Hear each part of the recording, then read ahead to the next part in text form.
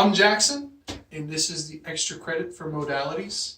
My patient has injured his knee. He told me he has fallen, and this was about 48 hours ago. We're still seeing a little bit of acute inflammation, a little bit of swelling, and he said he's under some amount of pain.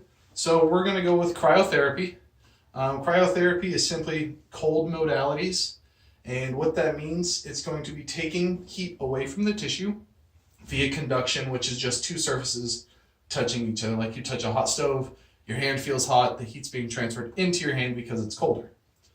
So the reason we're going to go with an ice pack over something like a whirlpool or a commercial grade ice pack, with the commercial grade ice packs, they're not made of ice, and so they can actually get colder than 32 degrees, which risks damage to the tissue.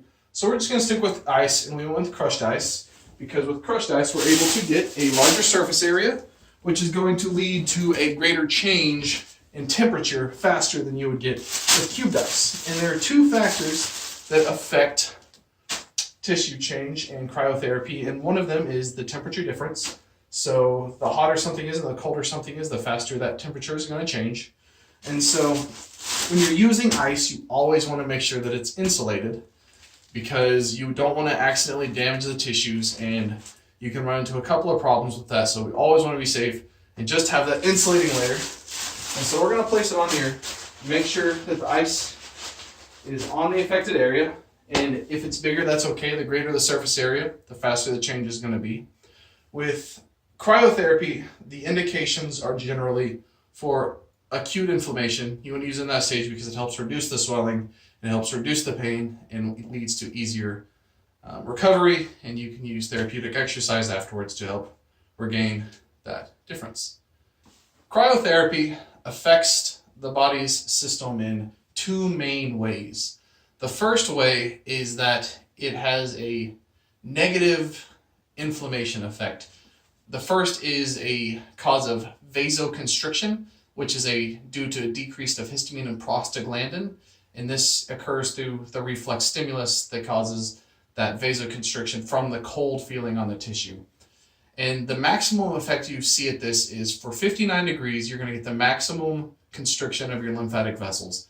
And at 57 degrees, you're going to get a maximum constriction of your blood vessels. So anything below that isn't going to increase the change at all. So you don't want to go much further than that if you don't have to. The second is that blood viscosity is increased. The blood is more viscous and travels slower. This makes it harder to move things around, and so this also is negative to inflammation, which causes blood to be more viscous. There's a decrease in metabolic activity, which leads to a decrease of need of oxygen. Because you're not needing as much oxygen in the tissues, this leads to a reduced secondary cell death from the injury. The second large effect that you're going to see from cryotherapy is the effect on the nervous system. The main effect you're going to see is that it's going to slow the conduction velocity of those neurons. And because the conduction velocity is slower, you're getting less stimulus sent to the brain. So the thermoreceptors, which are already slow to respond, will continue to send that signal even though the cold feeling has occurred. This is why you start with the intense pain that you get when you first apply an ice pack or get into a cold whirlpool. Then it's going to shift to kind of a pins and needle feeling, a little prickly, and then you're going to get that sense of warmth, and then the numbness is going to go. And this is all has to do with how the signals are sent. When you increase those receptors' threshold, it makes it take more stimuli for the brain to receive those signals, which is going to in turn cause a decreased sensation of pain. Another big part of cryotherapy in the nervous system is the effect on muscle, and specifically the muscle spasms. Cryotherapy is able to break that pain spasm cycle by reducing the muscle spindle's sensitivity. And it's going to take more of that signal to make this muscle spindle contract. And so when you do that, you're able to reduce how often the muscle is getting that spasm, which is going to in turn break up that pain spasm cycle and help the patient feel a little bit better.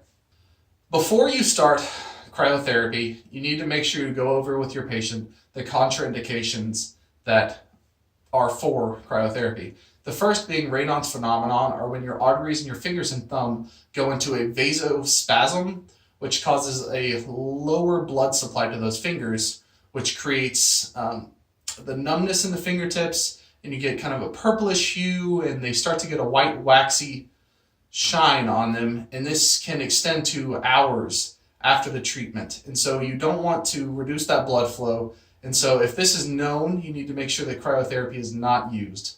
The second, and probably the most important, is CRPS, or complex regional pain syndrome. And this is basically a hypersensitivity to pain. And so when cryotherapy is applied to a patient with CRPS, they receive a much higher pain, and it's not necessary, and you would need to find another modality to solve the problem.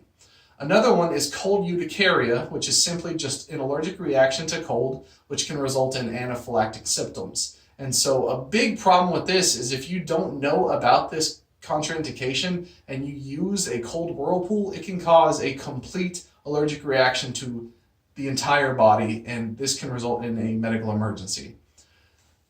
Another one is cold-induced hemoglobinuria, and what this is simply a red blood cell breakdown that is exceeding the rate at which they are made, and the hemoglobin cannot bind with the proteins to make them, which means you're not being able to send enough oxygen through the tissues, and you're going to end up with cell death that's going to increase more than you're being able to heal the tissue.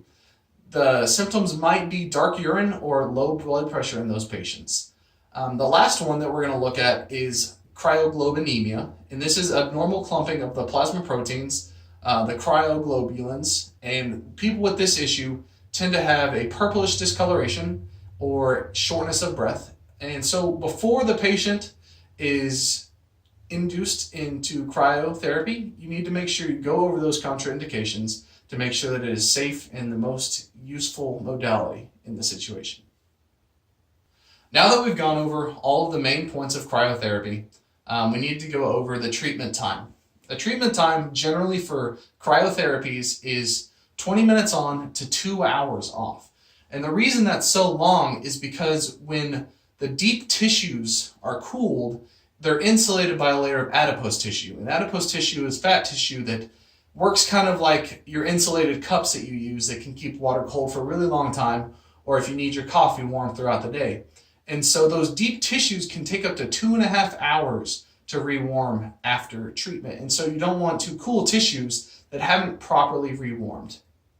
When you're using cryotherapy, it's pretty important that you use the RICE principle, which stands for rest, ice, compression, and elevation. And so whenever you do this, try to get your patient to have the injured area elevated, and this allows for the swelling to reduce faster and allows the pain spasm cycle to be broken earlier, and you're able to get to that relief quicker than you would just icing it and leaving it flat. So that is the cryotherapy treatment for the knee, and this has been Jackson Greenhaw signing out. Thank you.